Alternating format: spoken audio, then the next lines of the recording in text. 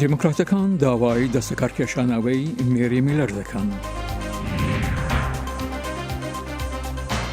ئیسرائیل دیسان بەهۆی کۆڕۆنا دەست بە داخستنەکانی کرد. کۆمەڵێک لە خێرخوازانی عێراقی بە خۆڕایی جلوبەرگ پێشکەش دەکەن.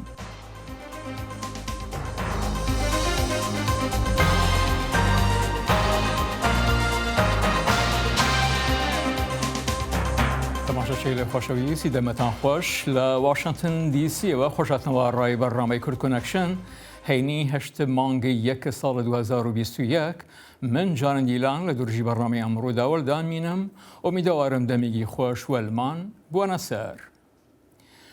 ژمارەیەکی زۆر لە دیموکراتەکان لە ڕۆژی پێنجشەممە داوای دەست لە کارکێشانەوەی مێری میلەریان کرد لە ئیالەتی ئیلینۆیەوە کە تازە وەکو ئەندامێکی کۆماریەکان بۆ کانگرسی وڵاتە یەکگرتووەکان سوێندی خواردبوو کە لە پەلاماردانەکاندا بۆ سەر کانگرس لە زاری هێتلەرەوە قسەی هێنابوو. سێناتۆر تامی دەکوۆرت ئەندامی کانگرس، جان شاکۆفسکی و ماری نیومان کە هەموو لە دیموکراتەکانی ئیلینۆین لەگەڵ ژمارەیەکی زۆر لە یاسادارانەی تر سکەڵایەک دەسۆڕنەوە و داوایان لە میلەر کرد دەستبەجێ دەست لە کار بکێشێتەوە. میلەر ڕۆژی سێشەممە لە ڕێپێوانی کۆمارەکە ڕزگار بکە کە لەلایەن گروپی یاری پاریسکارانەوە دایە بۆ ئەمریکا میوانداری کرابوو قسەی کرد. سەرەڕای ئەوەی هەزاران لە لایەنگیرانی ترامپ هێڕشیان برد و چوونە ناو کانگرس و لەگەڵ هێزەکانی ئاسایشدا پێکدادان، بەڵام یاسادەران شەوی چوارشەممە گەڕانەوە سەرکار بۆ ژماردن و پەسەندکردنی دەنگی کۆلێژەکانی هەڵبژاردن. لەگەل کۆ بە حەزارن ئالیگرên Trump êrişî Kongrêsê kir û bi hêzên ewlekariyê re pev çûn, yasadener şeva çarşemê vegeriyan ser kar ji bo hejmartin û pesendkirina desteya hilbijêran. Em dê serkeftiya hilbijartinên 2020 pesend bikin. Cîgirê serok Mike Pence wek serokê Sînato daniştina hevveşa Kongrêsê ji nû ve vekir piştî çend demijmêran ji rawistanê ku têda xwepêşander rûbirûyî polîsê Kongrêsê bûn. Today was a dark day in the history of the United States Capitol. îro rojeke tarî bû di dîroka Kongresa Amerîkî da. Lê sipaj bû hewlên lezgîn ên polîsê Kongrêsê û hêzên federal û xwecihiyên cîbecekirina yasayê tund û tîjî rawistiya. Bêhtirî sed nûênerên komarî û 14 sînatorên wan plan kiribûn ku pesendkirina dengên hilbijêran lê 6 wilayetên biryarder ku Biden lê serketibû red bikin. Ji bo ku kesên bixemin li dor paqijiya hilbijartinên me û tiştên ku meha mijdar hebûn, ev ji alava guncawa. Lê piştî tundutijiya çarşemê hejmarek sînator û nûêner ji nerazîbûnên xwe vegeriyan. Bûyerên ev û rodayên ez neçar kirim careka dîl xwe vegerim. Ez nekarim bi wijdanekê baş pesendkirina van hilbijêran red bikim. Lê Wilmingtonê Biden tundutijî şermezar kir û Trump bi tundî rexne kir. I call on President Trump to go on national television now. Ez bank li serok Trump dikim ku niha derkeve ser televizyonê sûnda xwe pêk bîne, berrevaniya destûrî bike û daxwaza dawî anî navê dûrpêçkirinê bike. Trump vîdeoyek li ser Twitterê belav kir, banga aramiyê kir lê dîsa iddia kir ku hilbijartin hatine dizîn. It was a landslide election.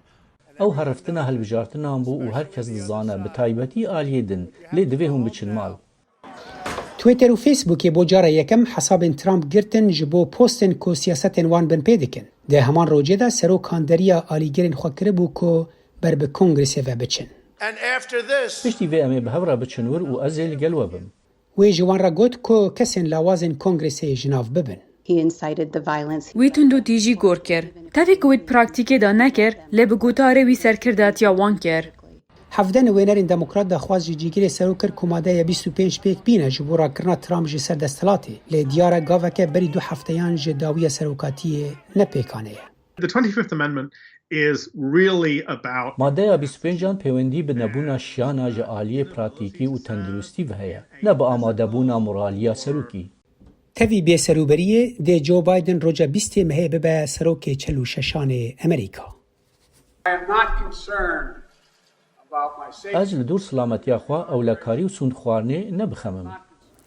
ئیسرائیل زوو سەرلەبیانی ڕۆژی هێنیەوە دەست بە داخستنی گشتی کرد بۆ سنووردارکردنی بڵاوبوونەوەی ڤایرۆسی کۆرۆنا لە کاتێکدا کەیسەکان لە مانگی ڕابردوودا بە بەردەوامی لە بەرزبووندا بووە. تەنانەت لە کاتێکدا وڵاتەکە دەستی کرد بە ڤاکسینەکان بۆ ئەو کەسانەی کە زۆرتر لە بەرامبەر مەترسیدان. لە ماوەی 2 هەفتە داخستن کە لە نیوەشەوەی پێنجشەممە دەستی پێکرد زۆربەی خوێندگاکان و کاروبارە ناسەرەکیەکان دادەخرێن و گردبوونەوەکان لە شوێنەکانی داخراودا بۆ 5 کەس و لە دەرەوەش بۆ 10 کەس سنووردار دەکرێت و پێبەستە خەڵک 1 کیلۆمەتری ماڵەوەدا بمێنەوە. زیف ساگیف جێگری کۆمسیاری پۆلیس ڕایگەیان پێشبینی دەکات کە داخستنەکان بۆ ماوەی 2 هەفتە بەردەوام بێت، بەڵام وتیشی پۆلیس بۆ ماوەیەکی درێژتر ئامادە کراون و وەزارەتی تەندروستی دەڵێت ئیسرائیل تا ئێستا 474,000 کەیسی کۆرۆنایی هەبووە و 3,565 کەسیش مردوون. سەرۆکوەزیری ئیسرائیل نێتنیاهو لە ڕۆژی پێنجشەممە وتی لەگەڵ کۆمپانیای ڤایزەردا بە ڕێکەوتنە گەیشتووە کە ڕێگا بە ئیسرائیل بدات لە کۆتانی هەموو ئەو هاوڵاتیانەی کە تەمەنیان لەسەرەوەی 16 ساڵدایە. پاش پەتای کۆڤید-19 گەیاندنی خواردن بۆ ماڵەکانی و ئەولا لە ئەنکەرا زۆر باو بووە و بە شێوەیەکی سەرەکی لە ڕێگای مۆتۆرسایکڵەوە ئەنجام دەدرێت. پەیامێرمان لە ئەنکەرەوە ئەم راپۆرتەی ناردووە. سرویسا پاکێتێ ئانژی خزمەتا خواردنی یا گەهاندنا دەر پشتی نەخۆشیە کۆڤید-19 لە هەر شارێن تورکیە زێدە بوو. لە ناوان شاراندا ئەنقەرە ژی جیەکی گرنگ دەگرێ. لە تورکیە پشتی قەدەخەکردنا خواردنخانەیان بێتر سرویسên پاکێتێ دەست پێ کرد. بەلافکردنا زۆر خواردنان جی بە مۆتۆرسیکلێتان tên çêkirin. خەباتکارên servîsa pakêtan ji karkirinê herçiqas xweşhel bin jî lê rastî gelek kêşan tên. Ew radigihînin ku li gorî berê zef dixebitin lê qezanca wan nefsî berê ye. Yoğunluğumuz çok yoğun. Germeçbiriç burası. Karıma divan demanda geleke. Beter paketên me yên servîsê hene. Em 27 kesîn di vê kareyê de dixebitin. Lê dîsa jî têr naket. Heta ji me tê em dixwazin xizmeta baş bikevin lê dîsa jî kemasîn me dibin.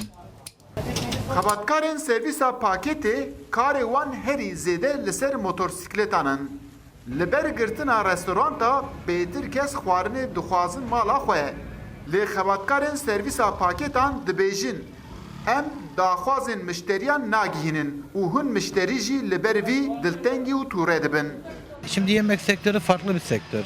Sekterên xwarinê li gorî sekterên din gelek cuda ne. Demê birçî dibin, herkes xwarinên gerin bawayekê lez dixwazin. Armanca me jî ew e ku em dixwazên mişteriyan bi cih bikin. Lê ev lezkirina me jî pir caran di nav hatûçûnê de dibe sedema kêşeyan. Jiyana hemû kesan da gorankariyek çêkir. Li Tirkiye zêdebûna servîsa pakêtê jî li ber Covid-19 bêtir bû. Ji bo ku xebatkar zû servîs bikin, li ber lezajotina motorsikletan tûşî hevû din dibin û birîndar dikevin. Ev jî di nav trafîkê da kêşekê durist dike. Eyüp Demir, Dengê Amerîka, Ankara. سەرۆکی ئەمریکا زۆر جار بوو ئەو ناوچانەوە یاخودە وڵاتانەی تەنگەژەی تێدایەوە بە بەرژەوەندەکانی ئەمریکاوە گرێدراوە بۆ هاواهەنگی و چارەسەری کێشەکان کەسێک و یاخود نێردراوێک دەستنیشان دەکات. بوو تیشخستنە سەر ئەم بابەتە و گرنگی ڕۆڵی ئەم نێردراوانە نیاز حامد برایم لێکۆڵەر و چاودێری کاروباری ڕامیاری ڕاستەخۆل لە ڕێگای سکایپەوە لە تۆرۆنتۆی کەنەدا لەگەڵماندایە. کاکە نیاز خۆشاتنەوە بۆ بەڕامەی کورد کۆنەکشن ئێوە چۆن دەڕوان ئەرکوکاری ئەم نێردراوانە؟ سڵاو ڕێزم هەیە بۆ بەڕێستان و بینەرانی خۆشەویستی دەنگی ئەمریکا. ئەم نێردانەی سەرۆکی ئەمریکا یا وەزارەتی دەرەوەی ئەمریکا بۆ تەجاوزکردنی ئەو بیرۆکراسیەیە کە لە سیستەمی بەڕێوەبردننی ئەمریکا هەیە بۆ چارەسەری ئەو تانگەژە و ئەزەماتانەی کە لە ناوچەی جیاجایەکانی جیهان ڕوودا کە پێویست دەکاتن ئەمریکا تەدەخل بکە بۆ ئەوەی بەزووترین کات بۆ پاراستنی بەژۆندەکانی ئەمریکا إدارات أمريكا يعني وكو تقليد قوالي هاتوا نيردي راستوفود اللي لازم بو تدخل بكازنو ودصلات شي كرواني هي بو تارسلي بدوزته ولا هماساتي كأعمال سرشيشي باراسكي برجانيكاني أمريكا. کاکەنیاز ئەوەی شارەزایان باسی لێ دەکەن وەزارەتی دەروی ئەمریکا نەکە ڕێوازێکی دیاریکراوی بەرامبەر بە کورد نییە بەڵکو گوایە زۆر جاریش دش بە خاست و بەرژەوەندەکانی کورد بووە بەس ئەوانەی تا ئێستا بەو کارە هەستاون چ برێت مەکۆرک جێمز جەفرێ و یاخود ئێستاکە ناتان سالێس کە بە سەرۆکی ئەمریکا و وەزارەتی دەرەوە گرێدراون کارێک بکەن جێواز لەو ڕێوازەیە بۆیان داڕژراوە. بەڵێ یعنی ئەمریکا هەتاوەکو شەڕی کۆبانی بەرخۆدانی گەورەی کۆبانی لە چاوی تورکیاوە سەیری کوردی دەکرد و لە تەواوی ئامادەکانی ئەمریکا بۆ ڕۆژهەڵاتی ناوەڕاست کورد وەکو فیگەر حسابی بۆ نەدەکرا و هەمیشە لە چاوی تورکیاوە چاوی ئاپارتاید و چاوی شۆڤینیزمی تورکیاوە سەیری کورد دەکرا و بە لاوەچی دانراوە یا بەخۆت بەکار دەهات هەمیشە لەلایەن سیاسەتی دەرەوەی ئەمریکا بەکار دەهات بەڵام ڕێک دەهاتەوە لەگەڵ بەرژەوەندەکانی تورکیا بەڵام پاش بەرخۆدانی کۆبانی ئیدیەوە گۆڕا لە ئیدارەی ئۆباما پاشەوەی ئۆباما ینی یەکۆینەوەی وەردی کرد لەسەرەوەی چۆن دەتوانێت بەرامبەر تیرۆریستانی داعش يعني حدث بودابني وياخذ لنايان باتن دبروا للرجاي او بالخدانه جوره وكلا كوباني كرا تدخلي كردو ونزي خوينات بو طبعا جرى بيرسيش لما نجي هشت ابي هشت ابي 2014 ديسان فازويت كومالكوجي شنغال او لو كاتجدا پێویستی دەکرد تدخل بکە ئەمریکا و شنگالیەکان لە عێراق دەست کۆمەڵکوژی تیرۆریستانی داعش بخارن. کاکەنێت ئێستاکە کە میدیاکان باس لە گەڕانەوەی مەکۆرک بۆ پۆستەکەی دەکەن شیانی هەیە ئەو کارانەی پێش دەست لە کارکێشانەوەی بەتایبەت لە ڕۆژاوا ئەنجامی نەدابوو ئێستا ئەنجامی بدات و ئاراستەکان لە بەرژەوەندی کورد بشکێتەوە. بەڵێ بۆ خۆی بۆ ماکۆر کە پاشەوەی لە دەسەمبەری 2010 لە کۆتایی ئێستاقالەدە لەوێ دەچیتێک باز لەوە دەکا یعنی کە ئەو بۆ بەرژەوەندەکانی ئەمریکا ینی ناوچەکە بوو و توانی ینی هەماهەنگی بکە لەگە ئەو هێزانانی کە لەو ناوچەدایە لە عێراق و لە سووریادایە بۆ ئەوەی لە دژی تیرۆریستانی داعش شەڕ بکاتن و ماکۆرگ ینی باش دەیزانی کە لەلایەک کورد شەربانانی ئازادی لە سووریا قەسەدا بەرامبەر تیرۆریستانی داعش و هەر ئەوانیش بوون پایتەختی ینی خلافەتی داعشیان لەوێ تێک و پێکشکان و دەشیزانی لە هەمان کاتەکە ئەوەی کە تەمویلی یاخود ئەوەی کە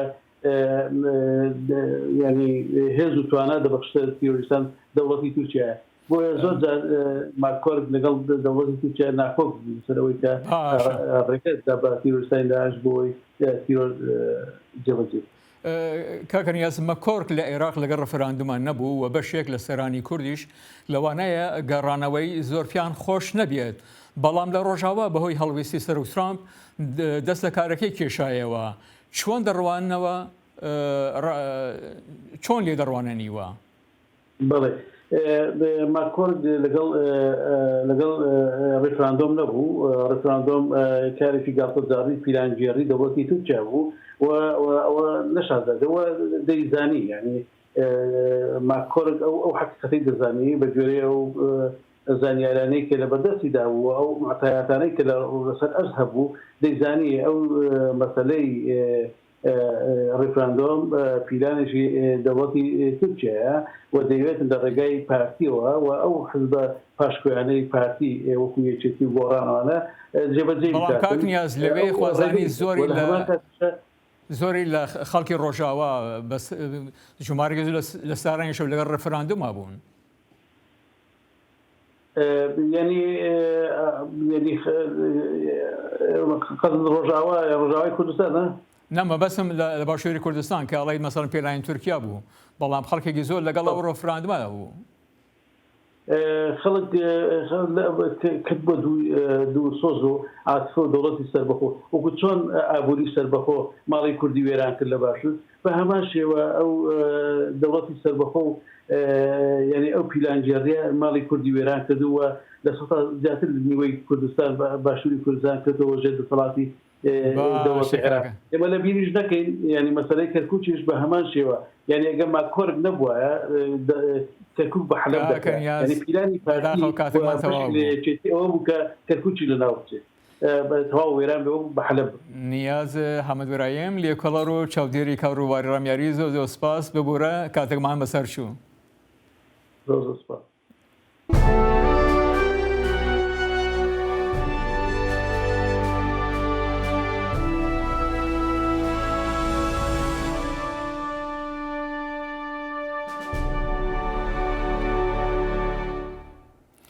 کۆمەڵی خۆبەخشی عێراقی لە کەربەلا بلوز و چاکەت کۆ دەکەنەوە و بە خۆڕایی لەسەر شەقام هەڵیان دەواسن بۆ هەر کەسێک کە پێوەستی پێبێت بۆ ئەوەی لە زستاندا خۆیان بە گەرمی ڕاگرن.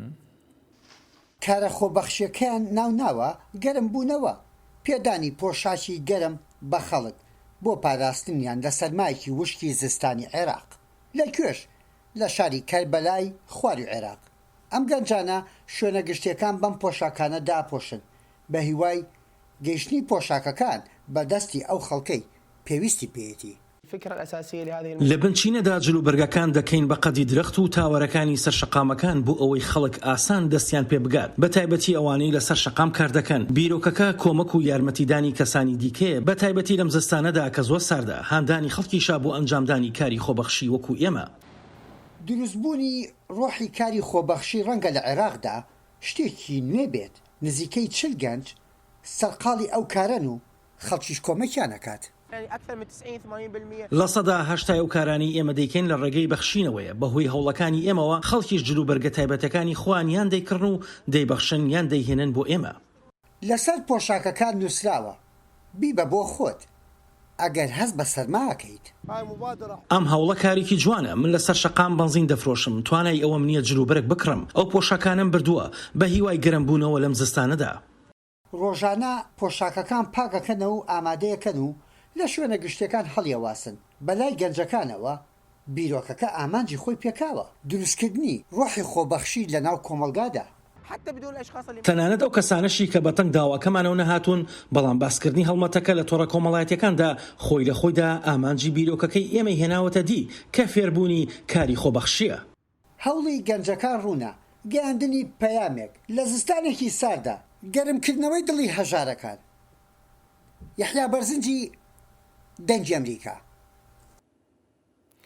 مناڵانی هەژار لە مووسڵ کەرەستەکانی دووارە بەکارهێنانەوە وە کانزای سکراپ لە سوکڵان و زبالدانەکان کۆ دەکەنەوە بۆ ئەوەی بیان فروشن و بژێوی ژیانیان پەیدا بکەن. دیاردەکە بەربەلاف لە زۆربەی شار و شارۆچکێن عێراقێ واوارتنا کەرەستێن فافۆن و سفری و ئاسنی ژگلێشی ڕۆژ بۆ ڕۆژێ ئەف دیاردە زۆرتر لێت هێتن و تایبەت لە مووسڵێ ئەوێن بەڤی کاری ڕادبن زۆربەی وان زارۆ و سنێلەنە هەرچەندە مەترسیەکە مەزن لەسەر سەخلەمیاوان هەیە لێ ئەو نەچارن ڕۆژانە دیگەل ئەلندا سپێدێ ئەو لەوی جهی ئامادە بن و تڕمبێلێن گلێشی قەستکەنێ بە مەبەستا ڤاڵاکردنا بارێ خوێ.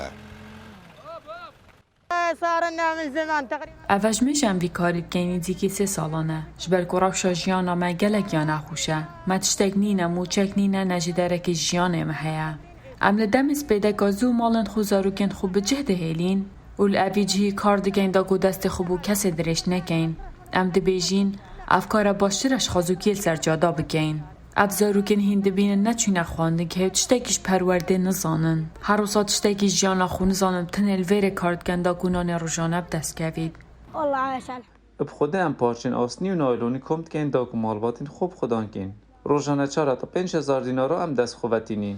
ڕێکخراوێن تایبەتمەند بە مافێ زارۆ و خێزانان و وەسا دەبێژن کو بێکاری و تێکچوونا بارێ ئابووری و نەدادپەروەری di حکومەتا عێراقێدا بۆیە سەدەما وێ çendê ew kesên wesa peyda bin û rojane di nava zibilxaneyanda qotiyên fafûnî û waêran kom dikin da ku nanê xwe yê rojane misoger bikin. هرکاری حکومتی که مجبور حالاتیان ابتایبت گنجان و نبونا دروتکاری بوی سدم آوی چنده حالاتی انحشار یان زارو که نوان رابن بکم که نخوتین فافونی دناوز بالخانه اندا یان جیل سجاده خاص خازوکیه بکن. بەشێک ji evan kesan digel gişt endamên malbatên xwe rojane qesta zibilxana dikin. Çendîn cara tûşî nexweşiyan bûyne mîna nexweşiyên henasê û nexweşiyên pîstî. Kawa Emer Dengê Emerîka, Mosul.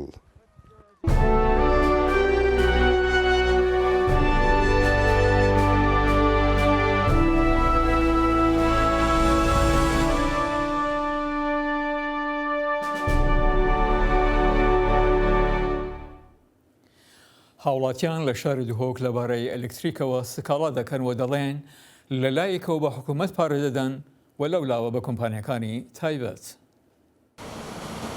ڕەوشە ئەلکتریکێ لە پارێزگەها دوهۆکێ دڕەوشێک خراپدایە و ئەلکتریکا بازرگانی لەسەر هاوڵاتیان گرانبەهایە.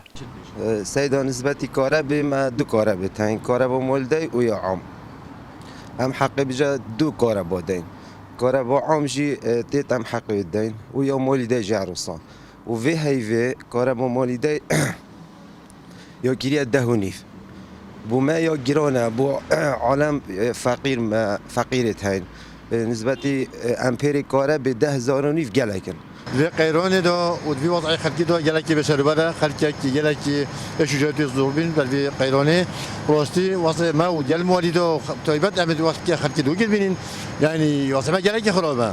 Emperêt kerebê vê neqlê dono ser deha ser dew tişeka yani gelekî giran nema giran gelek jî giran e barê xelkî cariyê giran bî kereb jî bênekê hey bênekê nîne şevê nîne bu çi yani emperê kereb 10,000 dînar danêne û kereb her nîne. کارا با مالدی گلک گرانه افساله گلک گرانه و یا عام و یا مالدی هر دو ناس خوشن گرانن یعنی وی هی بتنه ما 10,000 نیو دان دوباره فقط ویجا شریکا بجی و دیو کارا به و ساعت دو یا چیتن یعنی 5 ساعت که حسا یه بردنه کارا گلک گرانه خالی فقیر و جارا راتب نینن و خود کارا با عام هندا تیتن یعنی اوف بگیرم نابیتن. لجنا بلندا مالیدیم بازرگانی ریبریا گشتی الکتریکا دهوکه. اگر انگرانیا امپریل سر هاولاتیان بو زیده کارکرنا مالیدان ودگرینن. بله راستی برنامه مولده گریدای پروژه کهربا گشتی و یعنی وی هیواد شوی تخصصنا هیواد 12 روشه کهربا گشتی که بی ابج بی اگر هندی کو کهربا مولده زیادتر کار بکت روزانه 10 جمیر و 12 خلق زیادتر کار کی ابج بی اگر هندی کو بهای امپری زیادتر لیبتش هیواد بوری و آریشا حوالاتیا راستی مجبینا خوشکو آریشا بچکی حوالاتي حتى كي حقا شكي باي امبيرا كتب براوردي قال يا قشتي بكي جرانترا بس با اجري تخو بيجي تشكي دم جميل كار كده مولد زيد تربين باي غاز والجيك تحكم في بهاي كت وایرو تیلن راکشای ین مولدین بازرگانیش بلی بارگرانیا بهایل سر حوالاتی دیمنم باجریو تا خانجی تک ددن سلام بالای دنگ امریکا دوها ئەندرۆ سەڤۆیە کە تەمەنی 24 ساڵە و خەڵکی ئاڕنگتنی ڤەرجینیایە چەلوژەنە و لە تووڕە کۆمەڵایەتەکاندا بە بڵاوکردنەوەی ڤیدیۆکانی تیکتاک کە گورانی پاپ و هێبها پێشکەش دەکات زۆر ناوبانگی داوەتەوە. ماکسیم مۆسکالەکۆف ئەم راپۆرتەی بۆ ئامادە کردوین. ئەندریۆ ساڤۆی چەلۆژەن بناسە تەمەنی 24 ساڵە و لە شاری ئارنتن لە ڤێرجینیا دەژی. تەنها لە مانگی حوتەوە ئەکاونتێکی تیکتاکی کردوتەوە و بە ملیۆنان هەواداری هەیە. هەندێک گۆرانی سەرنجڕاکێش هەن کاتێک تۆ تەنها لە ڤیددیۆکەدا دەبینیت و ئارەزوو دەکەیت هەستیتە سەر پێ و دەست بکەی بە سەماکردن. بیرم لەوە کردەوە کە دەتوانم ئەم گۆرانیە بە چەلۆ دروست بکەم. ئەوەم کرد و یەکێک لە هاوڕێیەکانم بۆی تۆمار کردم. زۆر سەرنجڕاکێش بوو بەهۆی ئەو کاردانەوە باشەوە کە هەی بوو پێم وان نەبوو ئاوا بەو جۆرە پەسەند بکرێت لەلایەن بینەرانەوە. زنجیرەیەک ڕووداوی ناخۆش وای لە ساڤۆیا کرد لە تۆڕە کۆمەڵایەتەکاندا سەرکەوتوو بێت. جیابوونەوەیکی بە ئازار و شکستهێنانی لەوەی کە بچێتە کۆلێژی پزیشکی و خەمۆکی تێکڕا بە شێوەیەکی سیر بەشدار بوون لە سەرکەوتنیدا. موسیقا ڕێگایەک بوو بۆ من بۆ ئەوەی چارەسەری ئەو هەست و ئەزمون و یادەوەریانم بکەم کە پیاندا تێپەڕیوم. توانای ئەوەم هەیە چاک ببمەوە و دەتوانم هەمان شت بکەم بۆ کەسانی دیکەش. ئەمە شتێکی هاوبەش و یەکەنگیرە. زۆر سادەیە گۆرانیەک بدۆزەرەوە کە حەزت لێی بێت و لەسەر چەلۆکە بیشەنە. من گوێ لە چەندین جۆری جیاوازی موزیک دەگرم. گوێ لە موسیقای هیپاپ، موسیقای ڕاک، موسیقای کانتری دەگرم. هەروەها گوێ لە زۆرێک لە موسیقای کلاسیک و ژانرە بێشمارەکانی تر دەگرم. من تەنها هەوڵ دەدەم گۆرانیەک بڵێم کە ئاوازێکی تێدا بێت لەگەڵ ئەم ئامێرەدا بەباشی بگونجێت. ئەم ئامێرە توانای ژەنینی ئەم دەنگە هەمە جۆرانەی هەیە. بەڵام مۆسیقا نابێتە کار و پیشەی ساڤۆی. ئەو دەرچووی زانکۆی ڤێرجینیا تێک بوو لە زانستی مێشکدا و پلانی هەیە بۆ ئەوەی لە داهاتوودا ببێتە پزیشکی مێشک. بەڵام شەیدایی ئەو بۆ مۆسیقا و پزیشکی لە یەک جانابنەوە. ئەمە شتێکە کە یەکێک لە مامۆستاکانی پێشووی خۆی بەباشی تایدا بەدی کردووە. بە دڵنیاییەوە دەتوانم سێکتەرێکی دیاریکراوی خەڵق ببینم کە گوێیەکی تایبەتیان هەیە یان پشت دەبەستن بە جۆری ئەو نەخۆشیەی کە هەیەی کە لە ڕاستیدا مۆسیقا دەتوانێت هێوری بکاتەوە. خۆ ئەگەر لە کاتی ژەنینی مۆسیقادا تەماشای بکەی دەیبینیت کە چەند بە چێژەوە مۆسیقا لێ دەدات چۆن دەستی کرد بە ژەنینی ئامێری چەلۆ لەو باوڕەدام ئەمە چاکی کردەوە. گۆرانەکەی کەمگەت هێر ساڤۆیا کە دوانەیەکە لە هیپهاپ و ڕای سێرمۆرد زیاد لە 3 ملیۆن بینەری هەبووە. ئەو خوازیارە ئەو کەسانی کە حەزیان لە شتەکانی ئەوە خۆیان ئامێرێک هەڵبگرن و موزیک بژەنن.